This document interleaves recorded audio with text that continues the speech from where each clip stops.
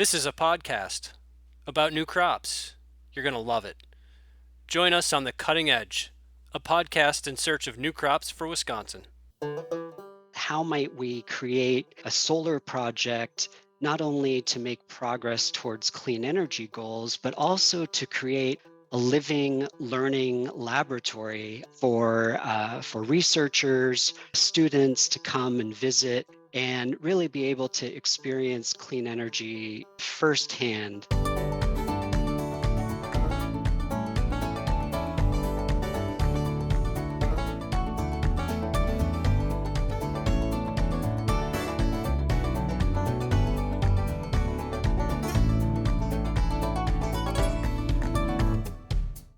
Welcome to part 2 of our series on agrivoltaics, where Will and I dive into the UW-Madison Kegonsa Agrivoltaics project as we talk with a representative from UW and Alliant Energy about their partnership on the project and some of their goals and how they plan to achieve them. I hope you enjoy. Hi, my name is Josh Arnold. I'm the Campus Energy Advisor at the UW-Madison Office of Sustainability and the project manager on the UW side for the Kegonsa Research Campus pilot project. Great, thanks Josh. And Amanda, thanks for joining us. Could you introduce yourself? Yes. Hi, I'm Anna Thomas. I am an engineer with Alliant Energy and filling the role as Alliant Energy's project manager for the UW-Kegonsa pilot project through our customer-hosted renewables program. Great. So before we dive into the Kegonsa project, could you both of you just talk about, from Alliant's perspective and UW's perspective, what are your renewable energy targets and goals? Well, from the UW side, our students, staff, and faculty have been pushing for 100% renewable energy goals for some time. And in response to that type of leadership, the university and the Office of Sustainability started to think about how might we develop a clean energy portfolio with the Wisconsin idea top of mind. And what that means is looking at how might we create a solar project not only to make progress towards clean energy goals, but also to create a living, learning laboratory for researchers, for students to come and visit and really be able to experience clean energy firsthand. And by doing so, the idea would be to get our institution closer to our clean energy goals, while also bringing our students and faculty and staff closer to clean energy. And so as we were looking around and exploring different opportunities to develop a clean energy portfolio, we learned about the Alliant Energy customer hosted solar program. And in exploring that program further, we had initial conversations with Alliant Energy about how that program might work and how it might help the Office of Sustainability propose ideas to campus leadership to get started making progress towards some of our clean energy goals. We determined that the customer hosted solar program would be a suitable program for the Office of Sustainability, working with different campus partners to explore. And that's when we got in touch with Alliant Energy to explore how we might be able to implement a project at the Kegonsa Research Campus. Great. Amanda, could you speak to Alliant's renewable energy goals and why Alliant was interested in partnering with UW on this project? Yes, thank you. Alliant Energy announced our clean energy blueprint, which was our guidance for how we were going to move forward in our service territories, both in Iowa and Wisconsin, to grow a more clean and renewable infrastructure for our communities and our customers. That was set to have a goal of net zero CO2 emissions by 2050 and the elimination of coal by 2040. As Josh alluded to a little bit, we also understood the opportunities and the needs from our customers to help them reach their renewable and sustainability goals as well. And that was kind of the construct that developed the customer hosted renewables program that this project is going to be a part of. So it was a very innovative, unique idea for Alliant Energy to kind of meet our customers where they're at and trying to jointly meet our sustainable and renewable goals for a cleaner community. So beyond the renewable energy goals, sustainability goals, why agrivoltaics? Why agriculture under solar panels? I mean, you could have the solar panels there already, and it wouldn't have to have agriculture there. So why this specific project focusing on agrivoltaics? From the UW side, when we're thinking about building out this clean energy portfolio, we're taking a look around the state of Wisconsin, and we're noticing that so many solar projects are coming online in Wisconsin, and it's really impacting the landscape of Wisconsin. Since 2018, some of the large solar projects that have been coming online, and we were thinking about how might we, as UW-Madison, try to help inform the conversation about this clean energy transition. And so what we were thinking about is the opportunity to put agrivoltaics together, to put agricultural research and activity together with solar, might help create a demonstration opportunity for the larger community and the state about how solar and agriculture could fit together.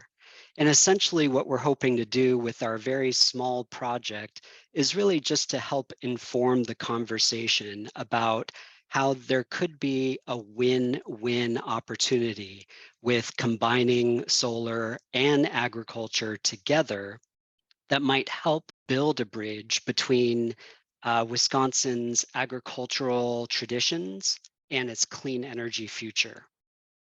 What about Alliance kind of tact on this? Why, Amanda, why were you all interested in agriculture in a utility company? So ag isn't quite within your purview, but it's definitely something you're in this partnership now, and so it must have been of some interest for sure.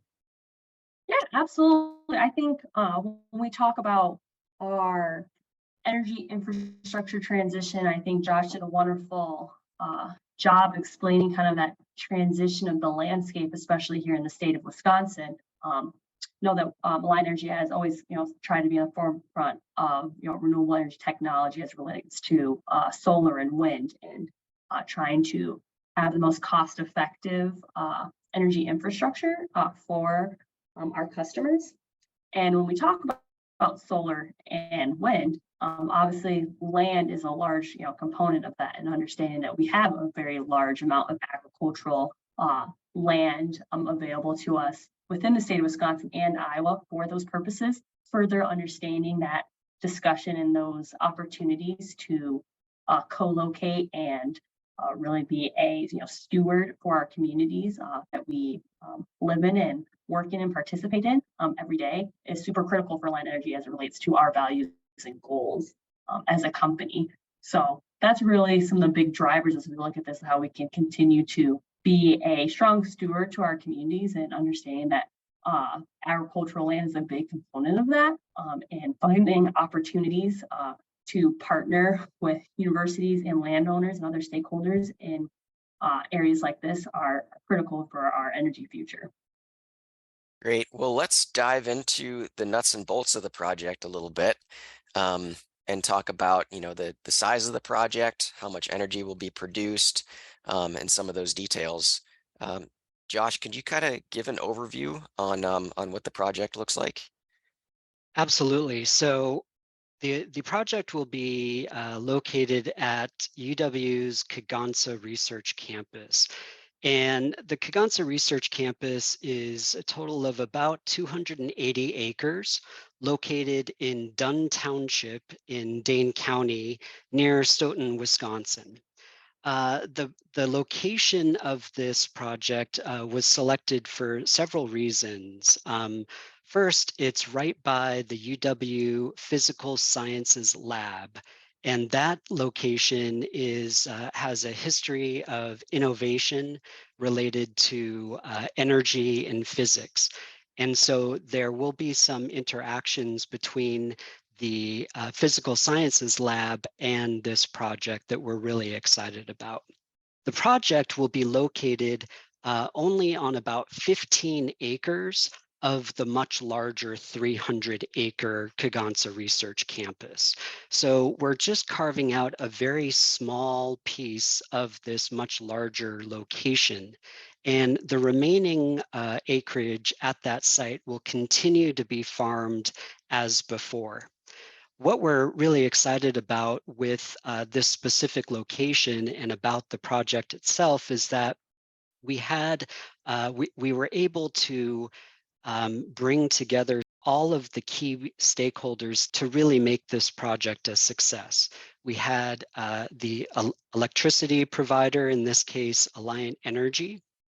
We had the physical sciences lab that was very interested in this project. The group that is currently farming the location, Christiana Farms, is a willing and cooperative partner for this project. And of course, we had lots of groups on campus who are very interested in research, education, and demonstration for the project. So on the 15 acres of the project, how it will work is we'll have a small south-facing slope for the solar array. And the solar array itself will be 2.25 megawatts. And that is enough to power about 450 homes or so. And on that array, we will be conducting all kinds of research, demonstration, and educational activities. But I'd like to share just a little bit about more about why the location was selected, because it is really an important piece of the whole project. First of all, the location is close enough to campus where it made sense for researchers and students to be able to get back and forth. It's about 10 miles away from the main campus, the main UW-Madison campus. And the location of the array within the larger Kegonsa Research Campus, because it is a south-facing slope within an interior parcel of the campus, it's perfectly well suited for solar because it is a south-facing slope. And the interior location of the solar array will help shield views from the rustic roads that are nearby. And the intention there was to work with the local township, town of Dunn, to make sure that the project fit within the character of the area. Another piece of the project that we're really excited about has to do with how UW-Madison will be retiring the renewable energy credits attached to the project. So the renewable energy credits will be retired by UW-Madison, and those will go towards meeting the institution's clean energy goals in the future. Amanda, do you want to follow up on anything about like kind of the current status of the project? What does it look like hooking up to the grid? How important is that in the placement of it? And then about the kind of lifetime of the project? Yeah, absolutely. So thank you, Josh, for talking a little bit about all the work that went into selecting the UW-Kegonsa site for this particular project. So one thing that's important to note, as well as relates to our customer-hosted renewables program, is that these project sites are tied into our distribution system. So they're not at transmission level, like you might see on a utility scale type of project. So why that's important is that that means that that power is going straight into that local distribution system and being able to use by the local community right where it's sited. So that's something that's very unique and great and exciting about customer hosted and the use of our distributed generation system. So that's why the siting of this project becomes crucial, so that we're close to our distribution system and able to tie in cost effectively. Where we're kind of at currently on our timeline, so we're working with one of our solar developers, Sunvest, specifically out of Pewaukee, Wisconsin, on this particular project. We're still in the middle of finalizing a lot of our design and permitting for the project, and really hope that we can continue to move forward strongly with community support, that we're able to begin construction later on this year, and then hopefully be then operational late into the following year. Great. And let's kind of go down to the solar level, I guess, of the field. Talking about kind of the panels, what considerations were made into selecting spacing or the types of panels that are going to be on the site, or what have you? Yeah, definitely. I think that is, again, one of the exciting opportunities with not only our customer hosted portfolio, but also with this partnership, specifically targeting agrivoltaics. So we'd be utilizing, generally speaking, for someone who's, I'd say, energy nerds like myself, we're using 650 watt bifacial panels across the entire 2.25 megawatt AC array. Ultimately, what that means is that we're able to capture sunlight and generate electricity from both the front facing and the rear facing side of these panels. We've done any research on that. It's essentially the direction that most all solar panel manufacturers are heading in the current market to help increase efficiencies on a land to production perspective.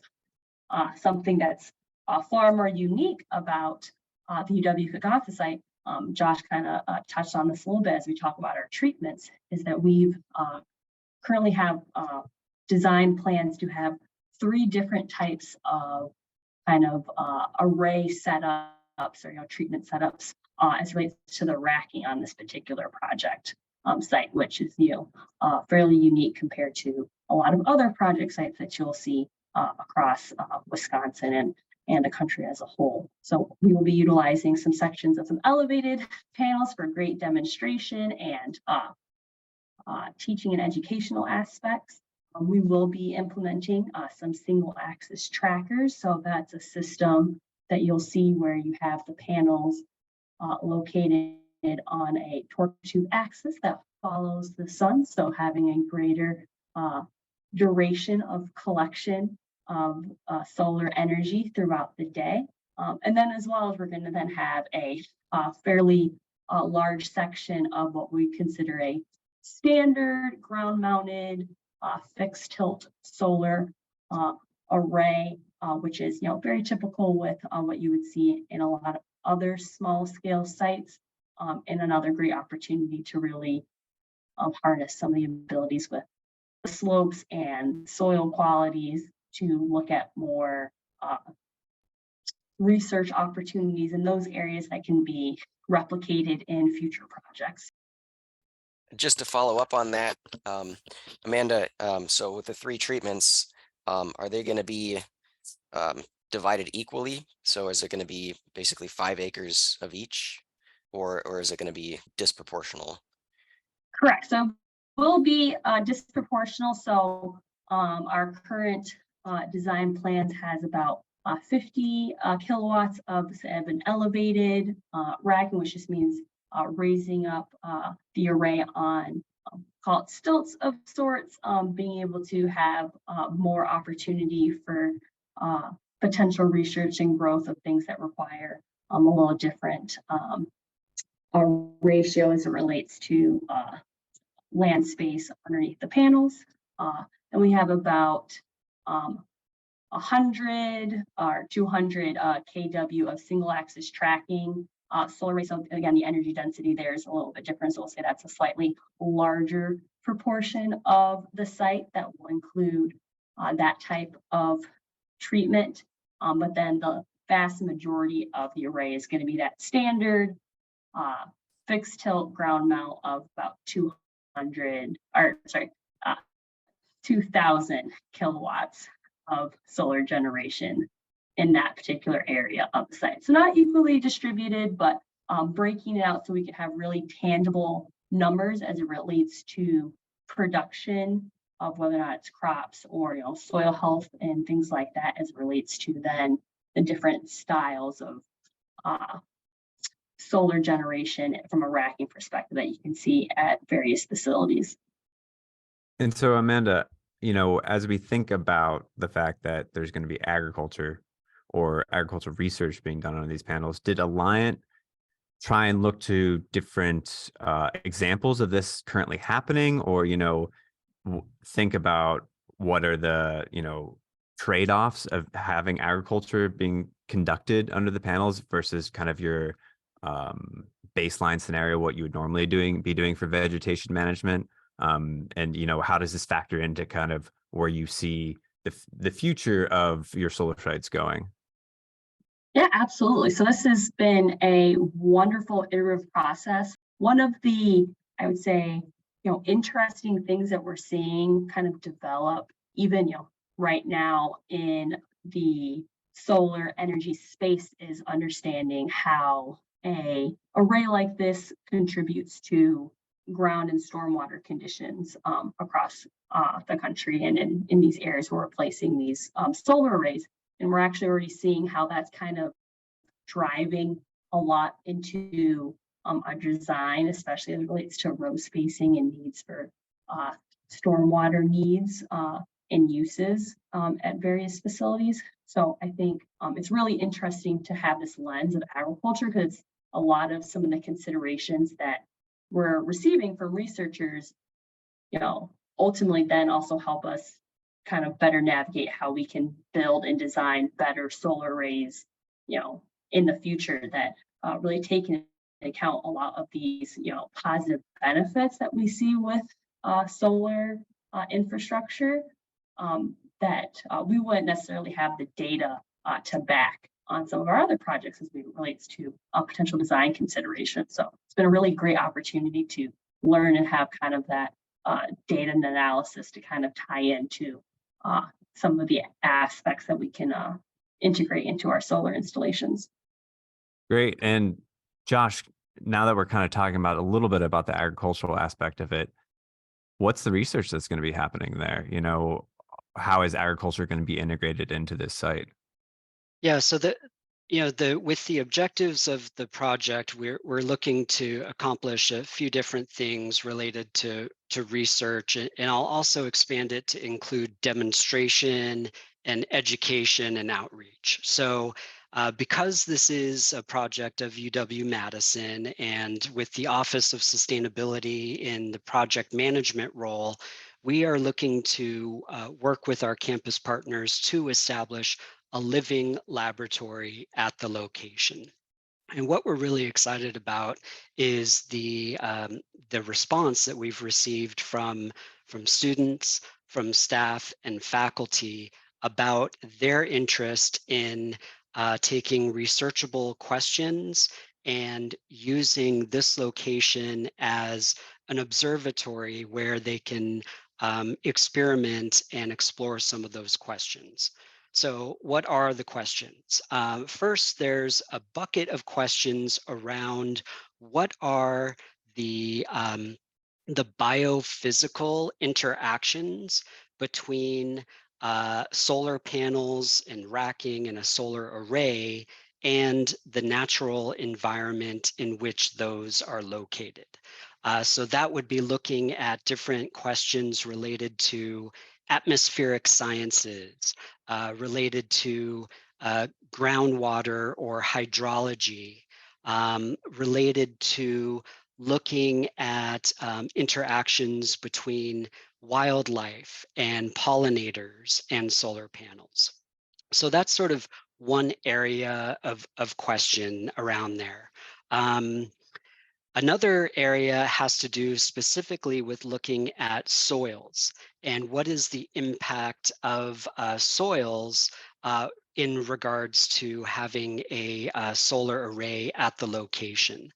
With this location, because it has been farmed for so many years, one of the things that we've been working on is getting baseline information at the location so that we can measure and monitor the soil quality and composition over the lifetime of the solar project.